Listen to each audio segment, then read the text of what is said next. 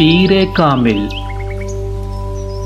Episode number 77 Wasim Urdu والا کی آواز میں۔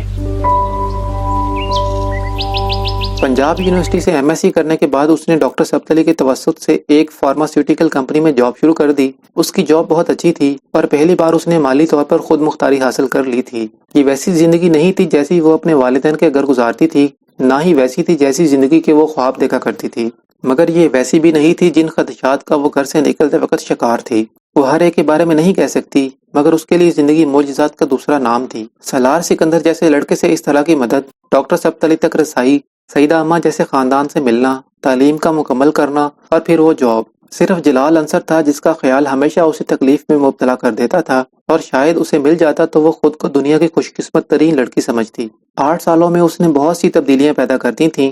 گھر سے نکلتے وقت وہ جانتی تھی کہ اب دنیا میں اس کے نخرے اٹھانے والا کوئی نہیں تھا۔ اسے کسی سے کوئی توقعات وابستہ کرنی تھی، نہ ہی ان کے پورا نہ ہونے پر تکلیف محسوس کرنی تھی۔ اس کا رونا دھونا بھی وقت گزرنے کے ساتھ ساتھ کم ہوتا جا رہا تھا۔ 20 سال کی عمر میں چھوٹی چھوٹی باتوں پر خوفزدہ اور پریشان ہونے والی امامہ ہاشم آہستہ آہستہ اپنا وجود کھوتی گئی تھی۔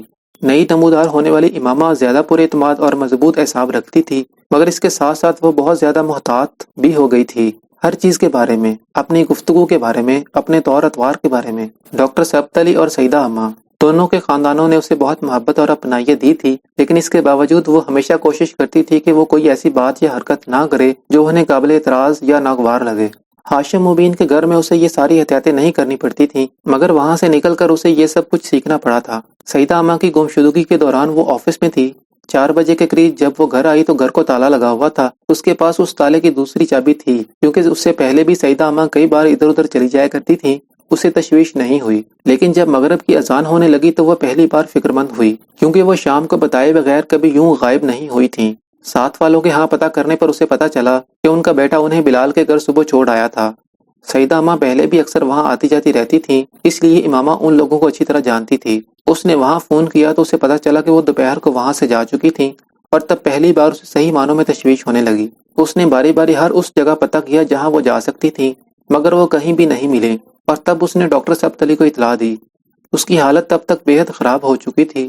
سیدہ اماں کا میل جول اپنے محلے تک ہی تھا۔ وہ اندرون شہر کے علاوہ کسی جگہ کو اچھی طرح نہیں جانتی تھیں۔ انہیں کسی دوسری جگہ جانا ہوتا تو وہ ہمسایوں کے کسی لڑکے کے ساتھ جاتی یا پھر امامہ کے ساتھ، اور یہی بات امامہ کو تشویش میں مبتلا کر رہی تھی۔ دوسری طرف سالار اندرون شہر کے سوا شہر کے تمام پوش علاقوں سے واقف تھا۔ اگر اسے اندرون شہر کے بارے میں تھوڑی بہت معلومات بھی ہوتی، تب بھی وہ سیدہ اماں کے ادھورے پتے کے باوجود کسی نہ کسی طرح ان کے گھر پہنچ جاتا۔ ڈاکٹر ثبت علی نے رات گئے اسے سیدہ اماں کی خیریت سے اپنے کسی جاننے والے کے پاس ہونے کی اطلاع دی، اور امامہ کی جیسے جان میں جان آئی۔ مزید 1 گھنٹے بعد دروازے کی بیل بجی تھی، اور اس نے تقریباً بھاگتے ہوئے جا کر دروازہ کھولا۔ دروازے کی اوٹ سے اس نے سیدہ اماں کے پیچھے کھڑے ایک خوش شکل آدمی کو دیکھا۔ اس نے دروازہ کھولنے پر اسے سلام کیا اور پھر سیدہ اماں کو خدا حافظ کہتے ہوئے مڑ گیا، اور اس دوسرے دراز قامت شخص کے پیچھے چلنے لگا جس کی امامہ کی طرف پشت تھی۔ امامہ نے اس پر غور نہیں کیا، وہ تو بے اختیار سیدہ اماں سے لپٹ گئی تھی۔ سیدہ اماں اگلے کئی دن اس کے سامنے ان دونوں کا نام لیتی رہیں، سالار اور فرقان۔ امامہ کو پھر بھی شبہ نہیں ہوا کہ وہ سالار سکندر بھی ہو سکتا تھا۔ مردہ لوگ زندہ نہیں ہو سکتے تھے، اور اسے اگر اس کی موت کا یقین نہ بھی ہوتا تب بھی سالار سکندر جیسا شخص نہ تو ڈاکٹر ثبت علی کا شناسہ ہو سکتا تھا، نہ ہی اس میں اس طرح کی اچھائیاں ہو سکتی تھیں جن اچھائیوں کا ذکر سیدہ اماں وقتاً فوقتاً کرتی رہتی تھیں۔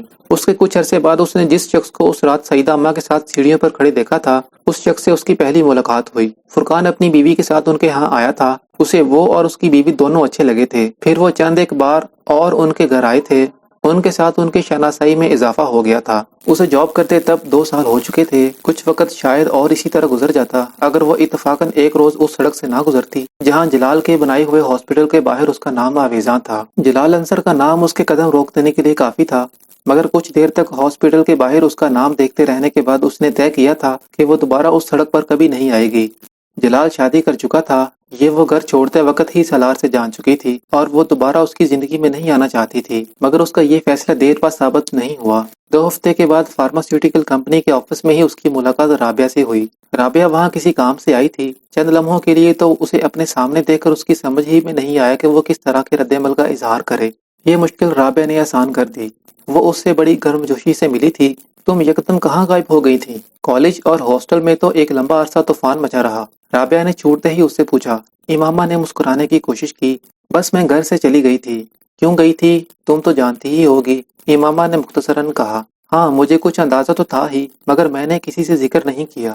ویسے ہم لوگوں کی بڑی کمبختی آئی، میری، جویریہ، زینب، سب کی۔ پولیس تک نے پوچھ گچھ کی ہم سے۔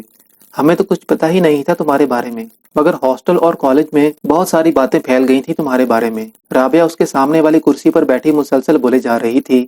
تم اکیلی ہی گئی تھی؟ اس نے بات کرتے کرتے اچانک پوچھا۔ ہاں، امامہ انٹرکام پر چائے کا کہتے ہوئے بولی۔ مگر گئی کہاں تھی؟ کہیں نہیں، یہی لاہور میں تھی۔ تم بتاؤ تم کیا کر رہی ہو آج کل؟ اور جویریہ، باقی سب؟ امامہ نے بات بدلتے ہوئے کہا۔ میں پریکٹس کر رہی ہوں لاہور میں، جویریہ اسلام آباد میں ہوتی ہے۔ شادی ہو گئی ہے اس کی ایک ڈاکٹر سے، میری بھی فاروق سے ہوئی ہے، تمہیں تو یاد ہوگا، کلاس فیلو تھا میرا۔ امامہ مسکرائی۔ اور زینب؟ اس کا دل بے اختیار دھڑکا تھا۔ ہاں، زینب آج کل انگلینڈ میں ہوتی ہے، ریزیڈنسی کر رہی ہے وہاں اپنے شوہر کے ساتھ۔ اس کے بھائی کے ہاسپٹل میں ہی فاروق پریکٹس کرتے ہیں۔ امامہ نے بے اختیار اسے دیکھا۔ جلال انصر کے ہاسپٹل میں؟ ہاں، اسی کے ہاسپٹل میں۔ وہ اسپیشلائزیشن کر کے آیا ہے کچھ عرصہ پہلے، لیکن بیچارے کے ساتھ بڑی ٹریجڈی ہوئی ہے، چند ماہ پہلے طلاق ہو گئی ہے۔ حالانکہ اتنا اچھا بندہ ہے، مگر امامہ اس کے چہرے سے نظر نہیں ہٹا سکی۔ طلاق؟ کیوں؟ پتہ نہیں، فاروق نے پوچھا تھا اس سے، کہہ رہا تھا انڈرسٹینڈنگ نہیں ہوئی۔ بیوی بھی بڑی اچھی تھی اس کی، ڈاکٹر ہے وہ بھی، لیکن پتہ نہیں کیوں طلاق ہو گئی۔ ہم لوگوں کا تو خاصا آنا جانا تھا ان کے گھر میں، ہمیں کبھی بھی اندازہ نہیں ہوا کہ ایسا کوئی مسئلہ ہے دونوں کے درمیان۔ ایک بیٹا ہے 3 سال کا، وہ جلال کے پاس ہی ہے۔ اس کی بیوی واپس امریکہ چلی گئی ہے۔ رابعہ لاپرواہی سے تمام تفصیلات بتا رہی تھی۔ تم اپنے بارے میں بتاؤ۔ یہ تو میں جان گئی ہوں کہ یہاں جاب کر رہی ہو، مگر سٹڈیز تو تم نے مکمل نہیں کی۔ MSc کیا ہے کیمسٹری میں، اور شادی وغیرہ؟ وہ ابھی نہیں۔ پیرنٹس کے ساتھ تمہارا جھگڑا ختم ہوا یا نہیں؟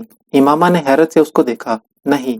پھر اس نے مدھم آواز میں کہا۔ وہ کچھ دیر اس کے پاس بیٹھی رہی، پھر چلی گئی۔ امامہ باقی کا سارا وقت آفس میں ڈسٹرب رہی۔ اس نے جلال انصر کو کبھی بلایا نہیں تھا، وہ اسے بلا نہیں سکتی تھی۔ اس نے صرف اپنی زندگی سے اس کو الگ کر دیا تھا، مگر وہاں بیٹھے ہوئے اس دن اسے احساس ہوا کہ یہ بھی ایک خوش گمانی یا خود فریبی کے سوا کچھ نہیں تھا۔ وہ جلال انصر کو اپنی زندگی سے الگ بھی نہیں کر سکتی تھی۔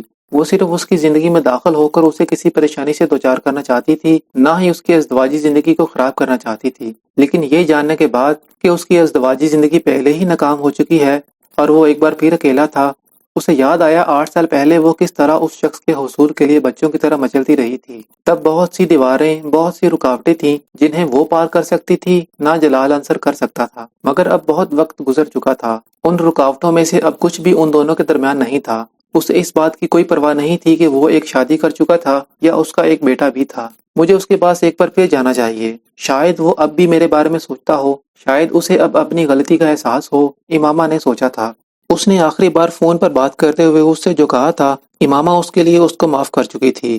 جلال کی جگہ جو بھی ہوتا وہ یہی کہتا۔ صرف ایک لڑکی کے لیے تو کوئی بھی اتنے رسک نہیں لیتا، اور پھر اس کا کیریئر بھی تھا جسے وہ بنانا چاہتا تھا۔ اس کے پیرنٹس کی اس سے کچھ امیدیں تھیں جنہیں وہ ختم نہیں کر سکتا تھا۔ میری طرح وہ بھی مجبور تھا۔ بہت سال پہلے کہے گئے اس کے جملوں کی باز گشت نے بھی اسے دل برداشتہ یا اپنے فیصلے پر دوبارہ غور کرنے پر مجبور نہیں کیا تھا۔ مجھے اس کے پاس جانا چاہیے۔ ہو سکتا ہے یہ موقع مجھے اللہ نے ہی دیا ہو سکتا ہے اللہ نے میری دعاؤں کو اب قبول کر لیا ہو سکتا ہے اللہ کو مجھ پر اب رحم آ گیا ہو، وہ بار بار سوچ رہی تھی۔ ورنہ اس طرح اچانک رابعہ میرے سامنے کیوں آ جاتی؟ مجھے کیوں یہ پتہ چلتا کہ اس کی بیوی سے علیحدگی ہو چکی ہے؟ ہو سکتا ہے اب میں اس کے سامنے جاؤں تو وہ فیصلہ کر چکی تھی، وہ جلال انصر کے پاس دوبارہ جانا چاہتی تھی۔ میں ڈاکٹر جلال انصر سے ملنا چاہتی ہوں، امامہ نے ریسیپشنسٹ سے کہا۔ اپوائنٹمنٹ ہے آپ کی؟ اس نے پوچھا۔ نہیں، اپوائنٹمنٹ تو نہیں ہے، پھر تو وہ آپ سے نہیں مل سکیں گے۔ اپوائنٹمنٹ کے بغیر وہ کسی پیشنٹ کو نہیں دیکھتے، اس نے بڑے پروفیشنل انداز میں کہا۔ میں پیشنٹ نہیں ہوں، ان کی دوست ہوں، امامہ نے کاؤنٹر پر ہاتھ رکھتے ہوئے مدھم آواز میں کہا۔ ڈاکٹر صاحب جانتے ہیں کہ آپ اس وقت ان سے ملنے آئیں گی؟ ریسیپشنسٹ نے اسے غور سے دیکھتے ہوئے کہا۔ نہیں، اس نے چند لمحوں کی خاموشی کے بعد کہا۔ ایک منٹ، میں ان سے پوچھتی ہوں، اس نے ریسیور اٹھاتے ہوئے کہا۔ آپ کا نام کیا ہے؟ وہ ریسیپشنسٹ کا چہرہ دیکھنے لگی۔ آپ کا نام کیا ہے؟ اس نے اپنا سوال دہرایا۔ امامہ ہاشم۔ اسے یاد نہیں اس نے کتنے سالوں بعد اپنا نام لیا تھا۔ سر، کوئی خاتون آپ سے ملنا چاہتی ہیں، وہ کہہ رہی ہیں کہ آپ کی دوست ہیں، امامہ ہاشم نام ہے ان کا۔ وہ دوسری طرف سے جلال کی گفتگو سنتی رہی۔ Okay sir. پھر اس نے ریسیور رکھ دیا۔ آپ اندر چلی جائیں، ریسیپشنسٹ نے مسکراتے ہوئے اس سے کہا۔ وہ سر ہلاتے ہوئے دروازہ کھول کر اندر چلی گئی۔ جلال انصر کا ایک مریض باہر نکل رہا تھا اور وہ خود اپنی میز کے پیچھے کھڑا تھا۔ امامہ نے اس کے چہرے پر حیرت دیکھی تھی۔ وہ اپنے دھڑکتے دل کی آواز باہر تک سن سکتی تھی۔ اس نے جلال انصر کو 8 سال اور کتنے ماہ کے بعد دیکھا تھا؟ امامہ نے یاد کرنے کی کوشش کی، اسے یاد نہیں آیا۔ واٹ اے پلیزنٹ سرپرائز امامہ، کیسا خوشگوار سرپرائز ہے امامہ۔ جلال نے آگے بڑھ کر اس کی طرف آتے ہوئے کہا، مجھے یقین نہیں آ رہا، تم کیسی ہو؟ میں ٹھیک ہوں، آپ کیسے ہیں؟ وہ اس کے چہرے سے نظریں ہٹائے بغیر بولی۔ پچھلے 8 سال سے یہ چہرہ ہر وقت اس کے ساتھ رہا تھا اور یہ آواز بھی۔ میں بالکل ٹھیک ہوں، آؤ بیٹھو۔ اس نے اپنی ٹیبل کے سامنے پڑی ہوئی کرسی کی طرف اشارہ کرتے ہوئے کہا۔ وہ خود ٹیبل کے دوسری جانب اپنی کرسی کی طرف بڑھ گیا۔ وہ ہمیشہ سے جانتی تھی وہ جلال انصر کو جب بھی دیکھے کہ اس کا دل اسی طرح بے قابو ہوگا، مگر اتنی خوشی، ایسی سرشاری تھی جو وہ اپنے رگو پے میں خون کی طرح دوڑتی محسوس کر رہی تھی۔ کیا پیو گی؟ چائے، کافی، سافٹ ڈرنک؟ وہ اس سے پوچھ رہا تھا۔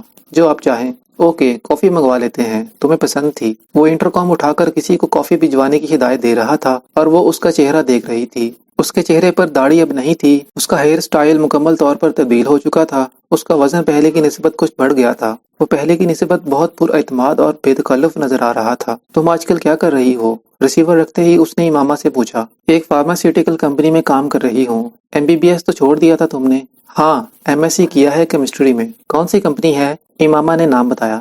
وہ تو بہت اچھی کمپنی ہے۔ وہ کچھ دیر اس کمپنی کے بارے میں تعریفی تبصرہ کرتا رہا۔ وہ چپ چاپ اسے دیکھتی رہی۔ میں اسپیشلائزیشن کر کے آیا ہوں، وہ اپنے بارے میں بتانے لگا۔ وہ پلکیں جھپکائے بغیر کسی معمول کی طرح اسے دیکھتی رہی۔ بعض لوگوں کو صرف دیکھنا ہی کتنا کافی ہوتا ہے، اس نے اسے بات کرتے دیکھ کر سوچا تھا۔ 1 سال ہوا ہے اس ہاسپٹل کو شروع کیے اور بہت اچھی پریکٹس چل رہی ہے میری۔ وہ بولتا رہا۔ کافی آ چکی تھی۔ تمہیں میرا کیسے پتا چلا؟ وہ کافی کا کپ اٹھاتے ہوئے بولا۔ میں نے آپ کے ہاسپٹل کے بورڈ پر آپ کا نام پڑھا، پھر رابعہ سے ملاقات ہوئی۔ آپ جانتے ہوں گے، زینب بھی واقف تھی اس سے۔ رابعہ فاروق کی بات کر رہی ہو؟